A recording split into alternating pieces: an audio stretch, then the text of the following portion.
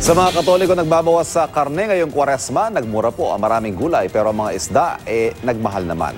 Mula sa Balintawak Market, yan ang unang balita live ni Von Aquino. Von. Yes, Ivan, bumaba nga yung presyo ng ilang gulay dito pero tumaas naman yung ilang presyo ng gulay dito sa Balintawak Market. Yun nga lang pare-parehong nagtaas yung presyo ng isda, baboy, pati na yung manok dito sa Balintawak Market. 180 pesos ang ibinaba ng presyo ng siling labuyo na mula sa dating 300 pesos kada kilo ay 120 pesos per kilo na lang. 10 piso naman ay ibinaba ng presyo ng kangkong na 60 to 70 pesos na lang per bundle.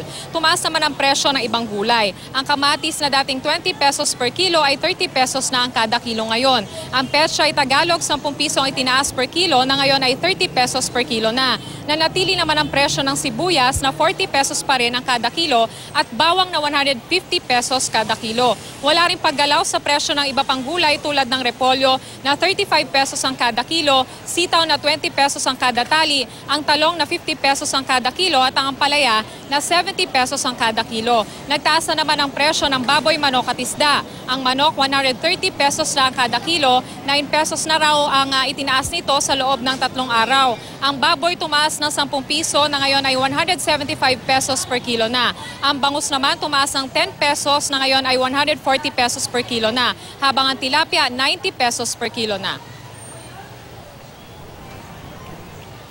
Ano naman po yung benta ng gulay? Matumal kasi marami ng supply ng gulay. Mas marami yung bumaba. Ilan lang ang tumaas. Mainit daw po, mahirap mag-alaga.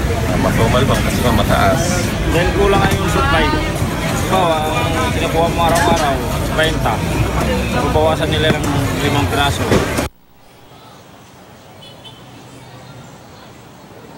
Ivan, ayon sa nakausap natin na nagtitinda ng isda, no, dapat nga raw mas mataas pa yung presyo ng isa sa mga paninda niya. Yun nga lang, sakripisyo na lang daw na konti ang kitain kesa hindi niya ito maibenta. Ivan? Maraming salamat, Von Aquino.